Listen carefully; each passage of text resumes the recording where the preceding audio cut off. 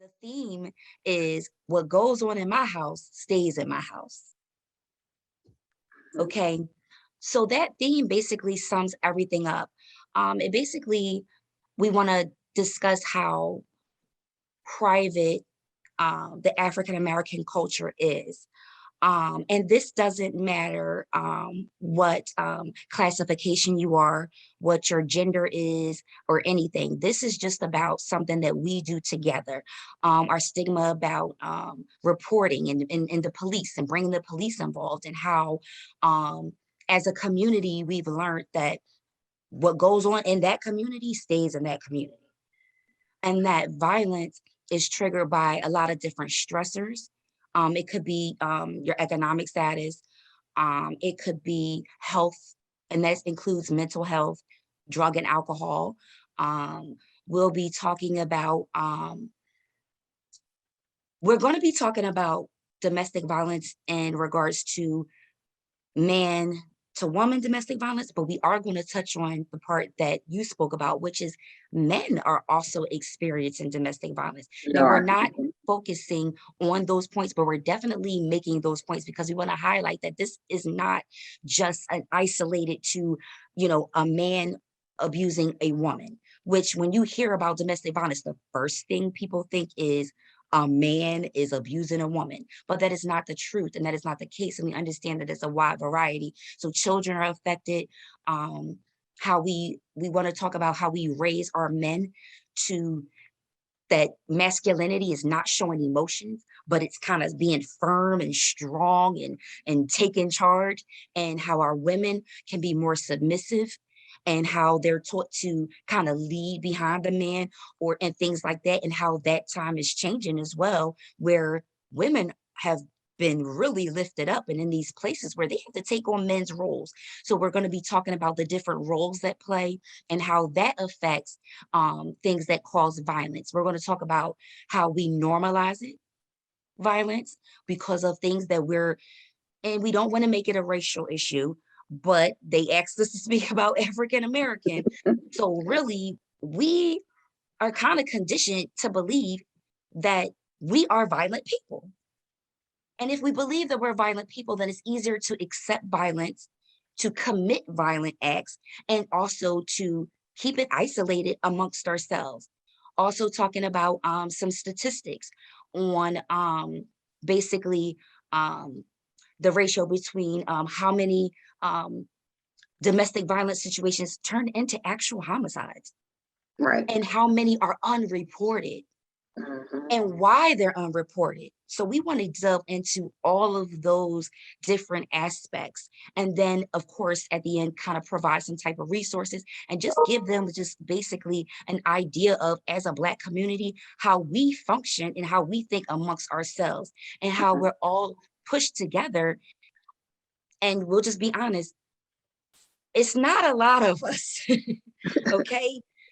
There are more Americans that are of white and other races than they are of African American. And we believe that in the African American society, that is just us, because we're confined in these small spaces, from the projects to poor neighborhoods, how that makes you violent, just environmental issues can make you violent. So we just want to make sure we tap into a little bit of everything Right. And to I give want a to full just perspective. Right. And I want to go in a little bit, delve just a little bit deeper, because one of the major things that we need to talk about when we focus on men, and it's just strange that you weren't doing that segment, but one of the things that happens is, even when you call the police, 9 times out of 10, they go to the man.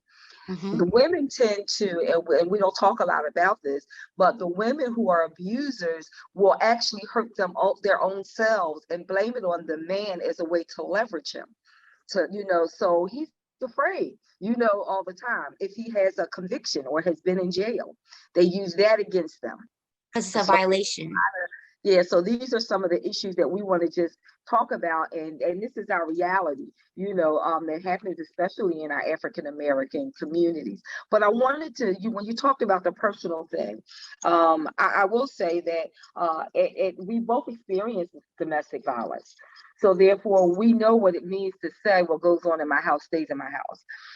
Because it wasn't something that was talked about. But we also want to tap into a little bit about the Black church, because the Black church quickly sweeps domestic violence under the rug.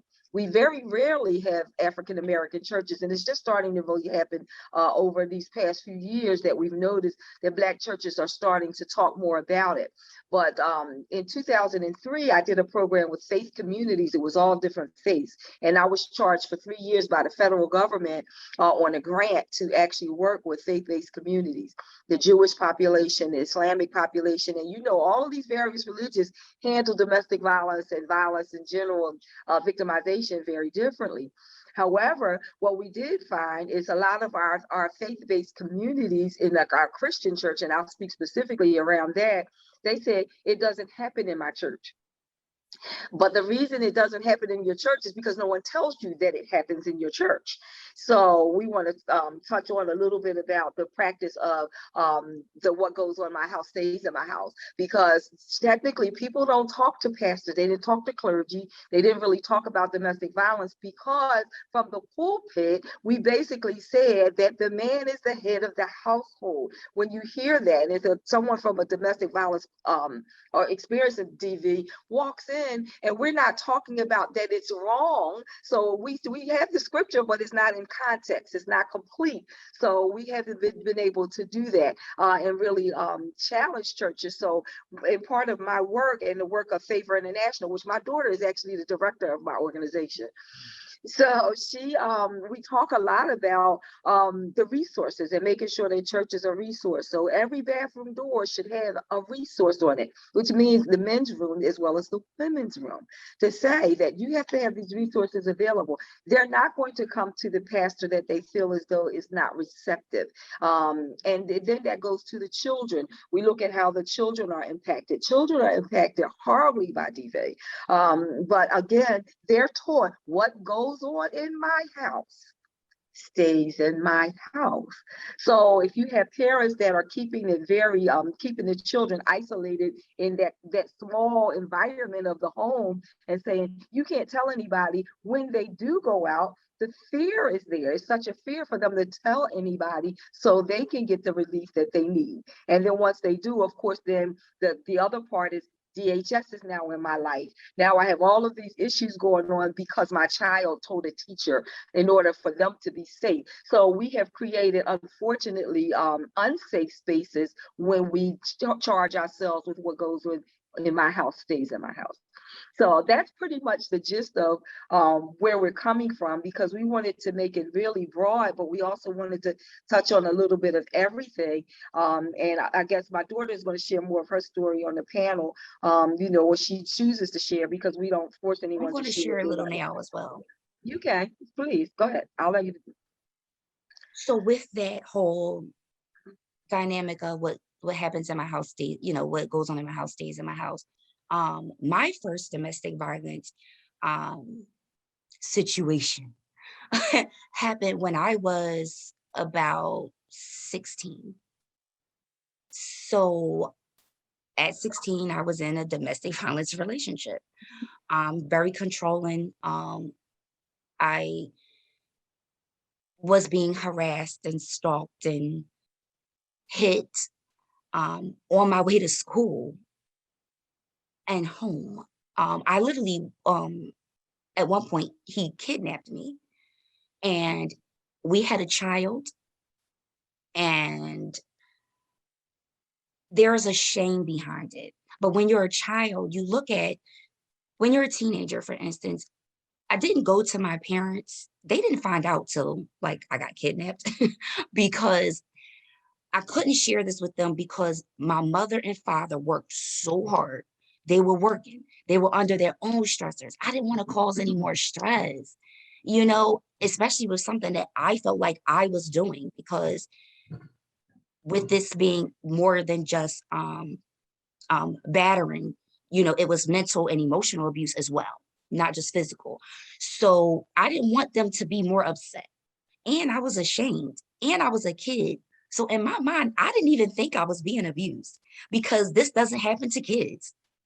On TV, they only show this happening with adults. So I didn't even realize, I didn't even put the two together. However, it ended with a violent sexual assault and physical assault. That's what brought my mom into even going in this field of, you know, violence and stuff. She just picked up a career and just ran with it after that. And as an adult, I also, because I at some point must have got comfortable with the abuse, I was in other abusive relationships after. And I did the same thing. It became a pattern.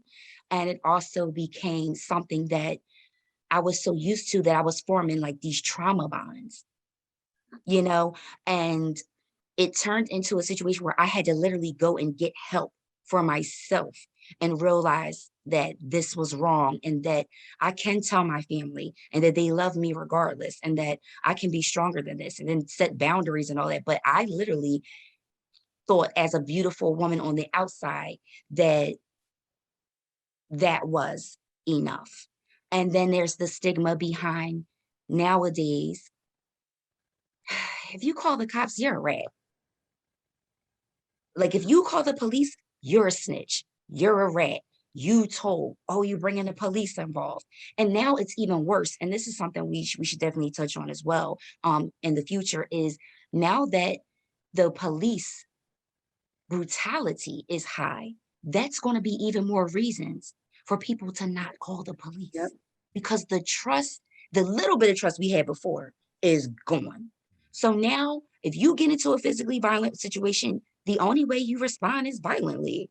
So now I gotta, it's just, it's not going to work. And we definitely need to have those conversations as well and some type of resources and protections in place for that. But I just wanted to tell a little bit of my story just to explain that this isn't just an adult issue. This isn't just a household thing. This is young people are learning these behaviors because I found out later that a lot of my abusers were abused Right. because they would share these things with me because they thought they loved me or that was their way of loving, so it's the dynamic that we need the education, the resources, and we need to start building up a confidence, even if it starts in our community. And it really has to start in our community at this point. So that's why I want to share that brief. So my survivorship is everything. I've survived it all.